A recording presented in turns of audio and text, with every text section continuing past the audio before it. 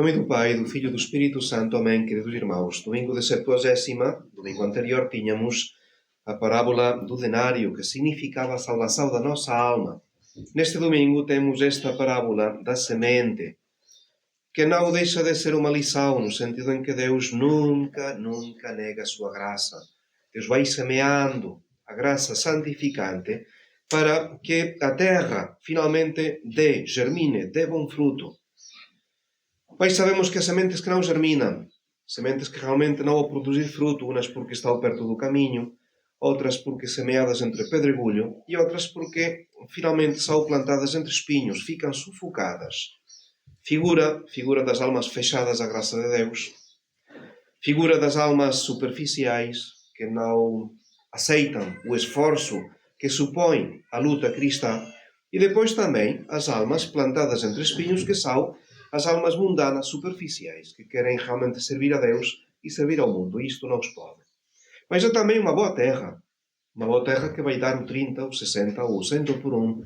Almas que recebem a palavra num coração bom e perfeito, a retém esta semente e dá o fruto pela paciência. A lição: todos somos terra e todos temos a obrigação de dar bom fruto. É verdade que Deus nunca vai negar a sua graça. Não há homem qualquer, nenhum, que não receba a graça suficiente para a sua salvação. Falamos dos católicos e falamos dos não católicos. Como é que funciona? Não sabemos. É o mistério de Deus. Como Ele derrama a sua graça, como a gente responde. Mas nenhuma alma, não deixa de ter sempre as graças suficientes para salvar. O que também é indiscutível é que Deus derrama as suas graças mais abundantemente numas almas que em outras. Tem todo o direito. Ele é o dono da graça e tem a liberdade de distribuir mais ou menos abundantemente, desde que não negue essa graça suficiente para qualquer homem. O problema, já vemos que não está finalmente na semente, o problema está em nós. Está na nossa alma, na nossa correspondência a esta graça de Deus. Os protestantes dizem: não, só a fé em Cristo salva. Eu tenho de acreditar, basta aceitá-lo como o Senhor e Salvador da nossa vida. Os católicos dizem: não. Temos de demonstrar que acreditamos em Deus. E o demonstramos através das obras. E estas obras se resumem finalmente em que o amor de Deus e o amor do próximo. Deus não está a pedir a lua, está a pedir que pratiquemos primeiro o amor de Deus sobre todo e depois ao nosso próximo, como se tratasse de Deus, como a nós mesmos.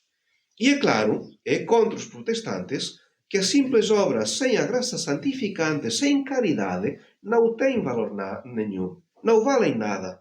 Mesmo que eu tivesse o dom da profecia e conhecesse todos os mistérios e toda a ciência, mesmo que tivesse toda a fé a ponto de transportar montanhas, eu tivesse uma fé a deslocar montanhas, se não tiver caridade, não sou nada.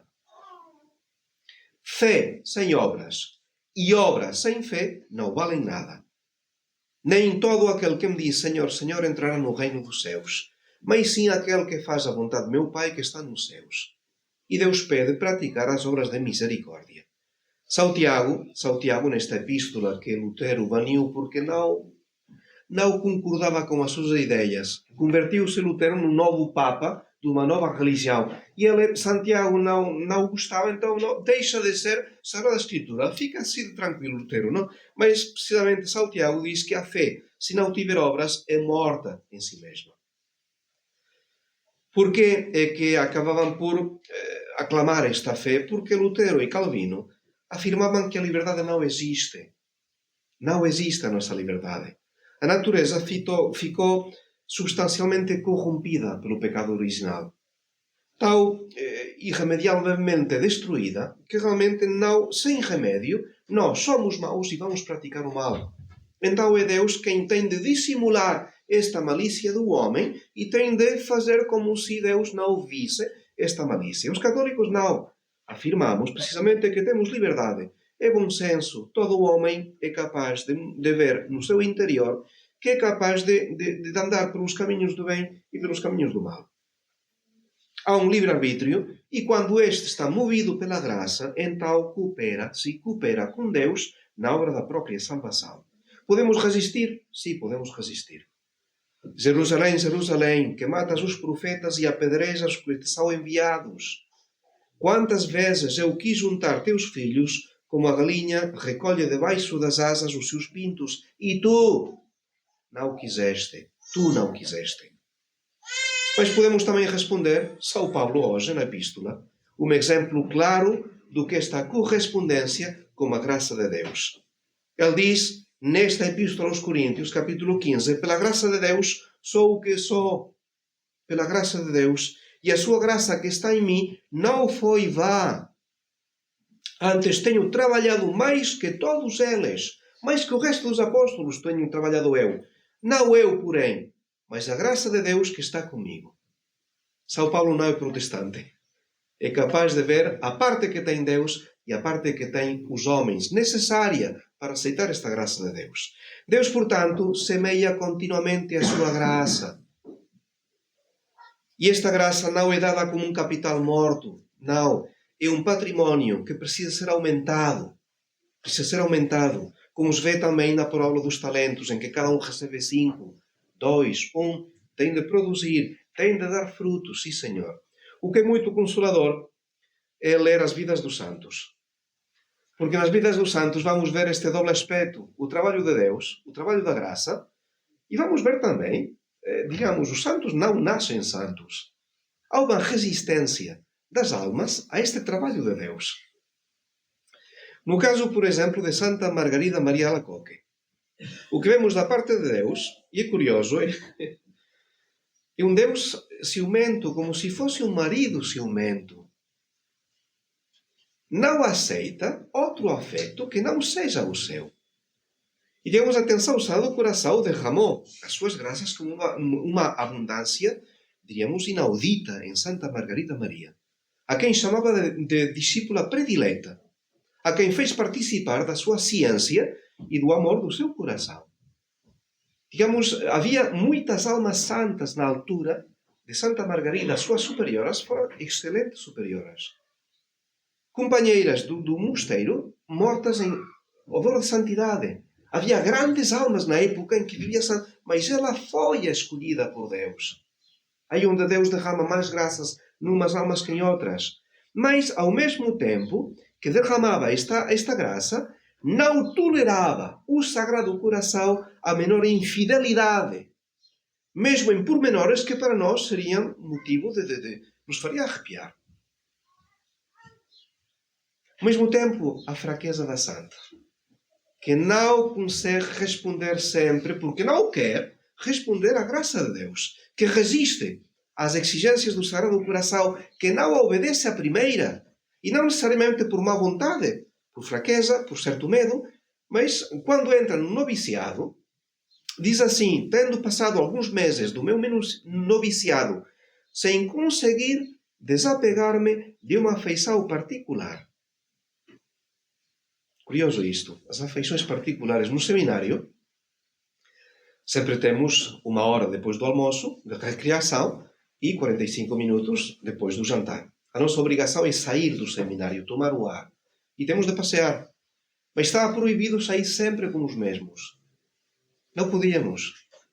Era obrigação variar os companheiros com que saíamos para não ficar sempre com os mesmos. Um grupinho de amigos, e depois deixam os outros de lado por motivos de nacionalidade, de caráter. Não, tínhamos a obrigação de, digamos, ao longo do mês, estar com todos os companheiros, praticar a caridade.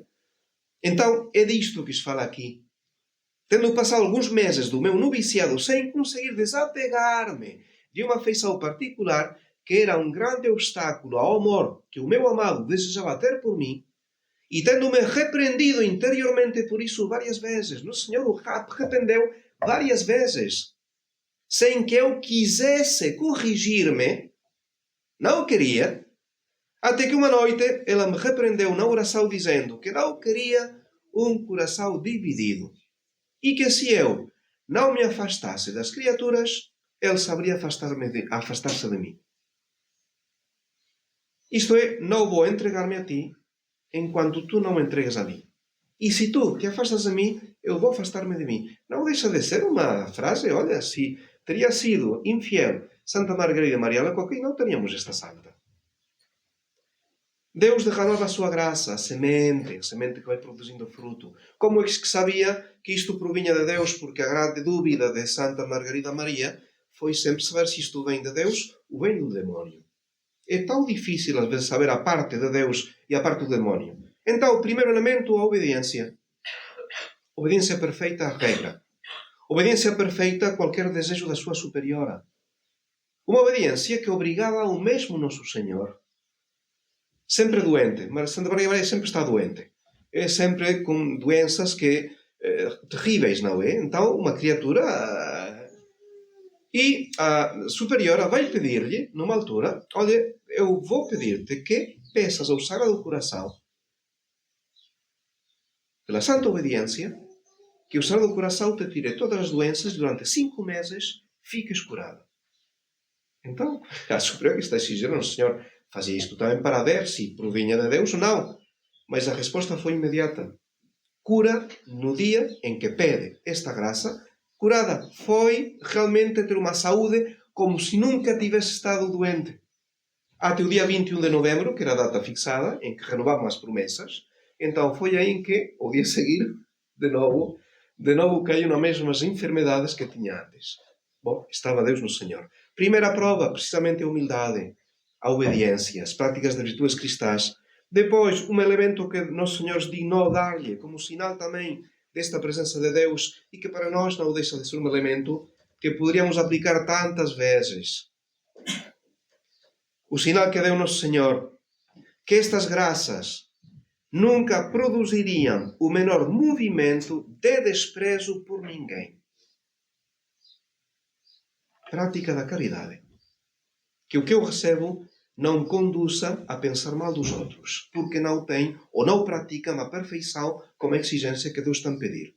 Que estas graças nunca produziriam o menor movimento de desprezo por ninguém e que qualquer que fosse o conhecimento que me dessem do interior dos outros, porque acabar por saber coisas da vida interior das irmãs, eu não os estimaria menos por maiores que me parecessem as suas misérias, mas que tudo isso só me levaria a sentir compaixão e a rezar mais por elas. Este é o critério em que Deus está presente. Isto o demónio não consegue fazer. Obediência, humildade, caridade, o demónio não consegue. Mas a ideia é isso, como nesta alma, por exemplo, vê esta luta entre Deus Nosso Senhor e a luta da natureza. Uma resistência à graça. A semente não consegue de seguida realizar o seu fruto. Todos nós temos de ser boa terra. Deus continuamente lança a sua semente, nós devemos recebê-la, precisamente, e fazê-la frutificar. A nossa tentação, nesta parábola, é tentar de ver onde é que estamos.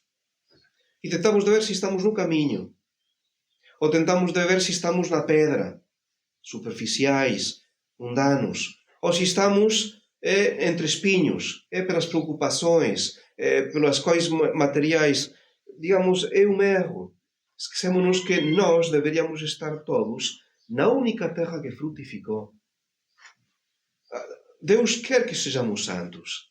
E o que nós devemos evitar com o tempo é deixar de estar na primeira, na segunda, na terceira. Temos de estar naquela que produz fruto. Esta é a terra para a qual Deus realmente derrama a sua graça. E esta graça queremos pedir a Nossa Senhora. Porquê? Porque ela foi sempre atenta, dócil, agradecida a qualquer movimento da graça. Pensemos nisto, nenhuma graça se perdeu em Maria. Nenhuma graça. Por mais insignificante que fosse, nenhuma graça deixou de produzir o seu fruto.